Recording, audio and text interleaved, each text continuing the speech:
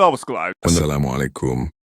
Halo para sahabat seiman, semoga kalian selalu dalam lindungan Allah Subhanahu wa Ta'ala dan mendapatkan syafaat Rasulullah SAW. Dan jangan lupa untuk mendukung channel ini dengan cara subscribe, like, komen, bagikan sebanyaknya. Semoga channel ini bisa menambah wawasan kita semua tentang agama Islam dan mental ladani sejarah Islam. Amin ya Rabb. Maka berangkatlah khalifah bersama para qadhi, ahli fiqh, kaum sufi, tokoh-tokoh negara, masyarakat dan petinggi-petinggi negara dengan 700 kendaraan.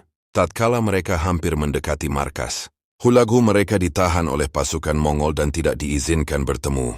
Hulagu kecuali khalifah bersama 17 orang saja. Lalu khalifah pun bertemu Hulagu Khan bersama 17 orang tersebut, sedangkan yang lain menunggu di atas meja mereka. Sepeninggal khalifah mereka dirampok dan dibunuh oleh pasukan Mongol.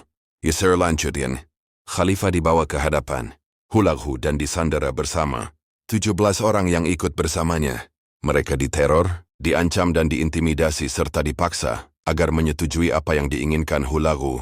Kemudian khalifah kembali ke Baghdad bersama Ibnu al-Alqami dan Nashiruddin Ath-Thusi yang semadzhab dengan Ibnu al-Alqami. Dan di bawah rasa takut dan tekanan yang hebat, khalifah pun mengeluarkan emas, perak, perhiasan, permata dan barang-barang berharga lainnya yang jumlahnya sangat banyak untuk diserahkan kepada Hulagu. Akan tetapi sebelumnya Ibnu al-Alqami bersama Nashiruddin Ath-Thusi sudah membisiki Hulagu agar tidak menerima kesepakatan perdamaian dari khalifah. Mereka berhasil mempengaruhi Hulagu bahwa perdamaian itu hanya bertahan 1 atau 2 tahun saja. Mereka pun mendorong Hulagu agar menghabisi khalifah. Tatkala khalifah kembali dengan membawa barang-barang yang banyak, Hulagu justru walhasil agar kejadian khalifah. Maka pada hari Rabu tanggal 14 Syafar terjadilah Khalifah al-Mustashim billahi. Dalang dibaliknya khalifah adalah Ibnu al-Alqami dan Nashiruddin Ath-Thusi. Bersamaan dengan gugurnya khalifah, maka pasukan Mongol pun menyerbu masuk ke Baghdad tanpa perlawanan yang berarti. Dengan demikian jatuhlah Baghdad di tangan pasukan Mongol. Dilaporkan bahwa jumlah orang yang terbunuh saat itu adalah 2 juta jiwa. Tak ada yang kecuali Yahudi dan Nasrani serta orang-orang yang meminta pelindungan kepada pasukan Mongol atau pelindungan di rumah Ibnu al-Alqami serta para konglomerat yang membagi-bagikan harta mereka kepada pasukan Mongol dengan jaminan keamanan pribadi. Belajar diari sejarah Ibnu Katsir dan Ibnu al-Atsir yang mengabadikan kisah pilu ini dalam kitab mereka, Al-Bidayah wan Nihayah, juz 18 halaman 211-224 mengatakan, kalau bukan untuk memberikan pelajaran kepada generasi yang akan datang, kami malu menyantumkan kisah tragedi ini dalam buku kami. Demikianlah, mengangkat orang kafir dan ahli bid'ah sebagai pemangku jabatan merupakan salah satu faktor penyebab runtuhnya Daulah Bani Abbasiyah. Selain itu, jauhnya umat Islam dan sikap mereka yang memusuhi sunnah Rasulullah Shallallahu Alaihi Wasallam merupakan salah satu sebab yang mempercepat kehancuran suatu negeri. Ingatlah firman Allah Subhanahu wa Ta'ala. Maka hendaklah orang-orang yang menyalahi perintahnya takut akan ditimpa cobaan atau ditimpa azab yang pedih. An-Nur Bani Barn 63. Demikian pula Rasulullah Shallallahu Alaihi Wasallam telah bersabda. Ju'ila dhullu was-sagharu ala man khalafa amri. Akan ditimpakan kehinaan dan kerendahan bagi siapa saja yang menyalahi perintahku. Apa yang terjadi sebelumnya tidak jauh berbeda dengan apa yang terjadi sekarang. Umat sekarang, manusia ini, berada dalam jurang yang sangat terjal dan dalam. Belenggu-belenggu kebinasaan siap menghancur leburkan mereka. Realita ini merupakan akibat buruk yang dipetik oleh umat manusia. Karena telah menjauh dari al-haq, mereka menjadi bulan-bulanan panah kebatilan. Kenyataan yang ada cukup menjadi bukti dan petunjuk yang jelas. Tanda-tanda kehancuran itu terpampang jelas di hadapan setiap orang yang masih punya pikiran waras dan punya pengetahuan.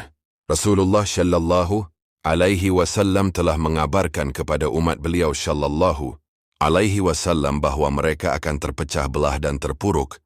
Rasulullah Shallallahu Alaihi Wasallam berkata, perlindungan lingkungan dan perlindungan lingkungan fatuba lil ghuraba.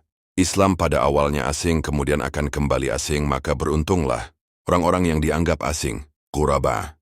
Hadits ghuraba di atas merupakan gambaran global dari suatu perkara yang detail. Hadits di atas menegaskan bahwa Islam akan kembali asing di tengah kehidupan manusia. Keadaan itu berarti manusia secara keseluruhan telah keluar dari jalur Islam. Mereka menempuh jalur yang terjal dan curam lagi berat. Berbagai bentuk kehinaan dan keterpurukan terus menimpa mereka. Dan pada akhirnya mereka harus gigit jari seraya menyesali nasib dirinya. Namun, penjelasan tidak berguna. Umat manusia diubah dari kitabullah, lalu menggantinya dengan undang-undang buatan manusia dan menjadikannya sebagai pedoman. Dalam berbagai bidang kehidupan, para penguasa menyedot kekayaan negara untuk dirinya sendiri dan menetapkan hukum secara sewenang-wenang terhadap masyarakat. Menurut selera mereka, siapa saja yang menyanjung perbuatan mereka yang melanggar syariat pasti akan mewarisi pangkatnya.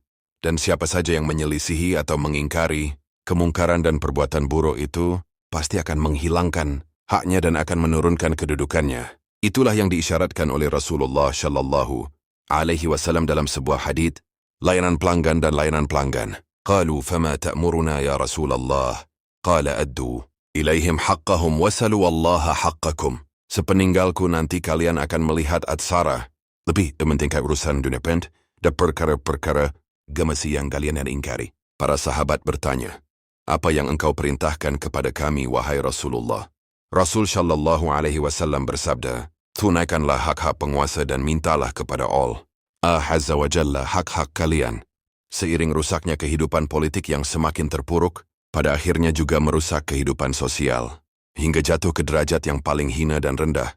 Hal serupa dimaklumi bahwa aspek-aspek kehidupan manusia saling berkaitan satu sama lain.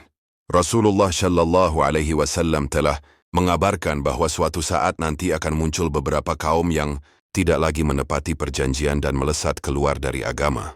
Mereka melakukan apa yang tidak diperintahkan, memberikan persaksian, sedangkan mereka tidak diminta untuk menghancurkan. Karakter yang paling tepat bagi zaman kita sekarang ini adalah firman Allah Subhanahu wa Ta'ala. Perlindungan lingkungan dan keamanan syahwati fasawfa yalqawna ghayyan. Maka datanglah sesudah mereka pengganti yang jelek, yang menyia-nyiakan salat dan memperturutkan hawa nafsunya. Maka kelak mereka akan membahas kesesatan.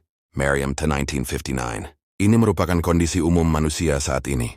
Manusia telah menjadi hamba nafsu syahwatnya, bagaikan seekor anjing yang selalu menjulurkan lidahnya. Mereka tega menjual kehormatan dan amanat. Dengan harga yang murah di pasar, murahan dan hina, mereka rela mempersembahkan diri sebagai tumbal syahwat. Mereka di sini tidak mengingkari kemungkaran dan tidak memperkenalkan perkara-perkara mewah, kecuali segelintir orang yang dirahmati Allah, dan itu pun jumlahnya sangat sedikit. Sebaliknya, mereka menyuruh perkara mungkar dan agama Islam dari perkara yang ma'ruf dengan intim. Slogan-slogan yang gemerlap lagi menipu, slogan yang penuh hiasan dan kiasan, lewat mulut-mulut penuh dusta dan lisan-lisan para kaum munafik. Sebagai akibat langsung dari keterpurukan politik dan keganjilan sosial masyarakat, maka yang menjadi penentu segala sikap dan kebijakan adalah dinar dan dirham, uang. Uang begitu mendominasi kehidupan manusia sehingga menjadi sangat diagungkan dan didewakan.